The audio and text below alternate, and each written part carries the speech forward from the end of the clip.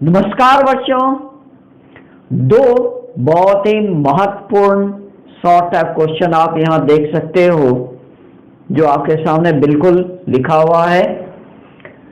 पहला क्वेश्चन इसमें से स्विच को ऑन या ऑफ करने पर उसमें स्पार्क होता है यानी चिंगारी उत्पन्न होता है, क्यों? तो बच्चों ये स्विच, इलेक्ट्रिक स्विच को जब हम सभी ऑन करते हैं या ऑफ करते हैं तो एक छोटा सा समय अंतराल के लिए, छोटा सा टाइम इंटरवल के लिए या तो इलेक्ट्रिक सर्किट में इलेक्ट्रिक करंट का वैल्यू जीरो से बढ़कर के एक निश्चित मान तक पहुंचता या एक निश्चित मान से घट करके जीरो पर आता, अर्थात इलेक्ट्रिक करंट की वैल्यू में परिवर्तन हो रहा होता है।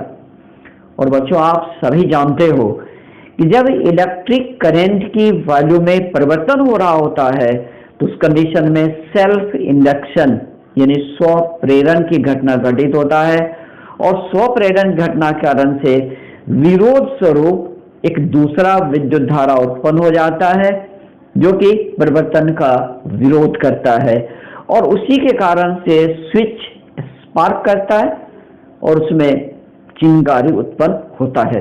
तो क्या आंसर होना चाहिए? आप देख सकते हो बिल्कुल स्पष्ट किया हुआ यहाँ पर कि जब एक स्विच को ऑन या ऑफ किया जाता है तब एक छोटा समय अंतराल के लिए स्विच से जुड़ा परिपथ की विद्युत धारा में परिवर्तन हो रहा होता है, जिस कारण स्व प्रेरण की घटना घटित होता है।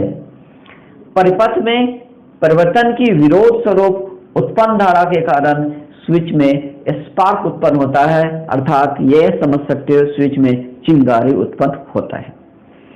अब आप दूसरा क्वेश्चन आप देख सकते हो बच्चों जो आपके सामने लिखा हुआ कि स्व प्रेरण की घटना में, दूसरा क्वेश्चन यहां पर आप देख सकते हो, विरोधी विद्युत वाहक बल अर्थात बैक ईएमएफ क्या होता है? विरोधी विद्युत वाहक बल क्या होता है यानी बैक ईएमएफ क्या होता है? बैक मतलब होता है कि रिवर्स होना, उल्टी प्रक्रिया होना। तो बच्चों ऐसा है कि स्व प्रेरण की घटना में जब विद्युत धारा में परिवर्तन हो रहा होता है अर्थात विद्युत वाहक बल में परिवर्तन हो रहा होता है तो उसके विरुद्ध में उल्टी दिशा में एक विद्युत वाहक बल उत्पन्न हो जाता है।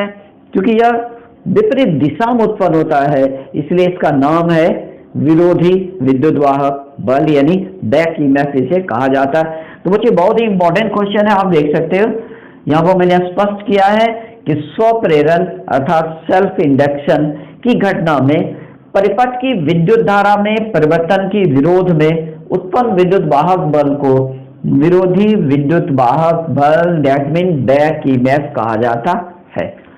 तो ये जो बैक ईएमएफ है यह चूंकि धारा में परिवर्तन का विरोध करता है या विद्युत वाहक में परिवर्तन का विरोध करता है इसीलिए इसे बैक ईएमएफ कहा जाता है। तो स्व प्रेरण घटना में उत्पन्न होने वाला विद्युत वाहक बल बैक ईएमएफ कहलाता है जिसे कि विरोधी विद्युत वाहक बल कहा जाता है। बच्चों एक इम्पोर्टेंट पॉइंट मैंने यहाँ पर आपके सामने रखा है वो ये है कि स्व प्रेरकत्व अर्थात सेल्फ इंडक्शन एक जड़त्व के समान होता है। जड़त्व क्या होता है बच्चों? आप जानते हैं ना, आप पढ़ते हो कि ट्रांसलेटरी मोशन में जो ट्रांसलेटरी इनर्शिया होता है वह क्या होता है? वह होता है जो कि ट्रांसलेटरी मोशन की स्थिति में परिवर्तन का विरोध करता है, उसे जड़त्व कहते हैं। तो बच्चों यहाँ भी बिल्कुल वही चीज है कि ये जो स्व प्रेरकत्व है, सेल्फ इंडक्टेंस है, वह परिवर्तन यानी विद्युत वाहक बल में परिवर्तन या विद्युत धारा में परिवर्तन का विरोध करता है।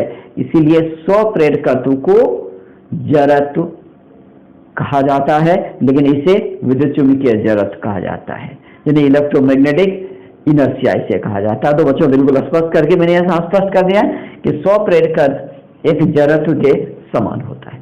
तो बच्चों ये था आज का इंपॉर्टेंट क्वेश्चन। फिर मैं अगले भाग में और भी इंपॉर्टेंट क्वेश्चन आपके लाऊंगा।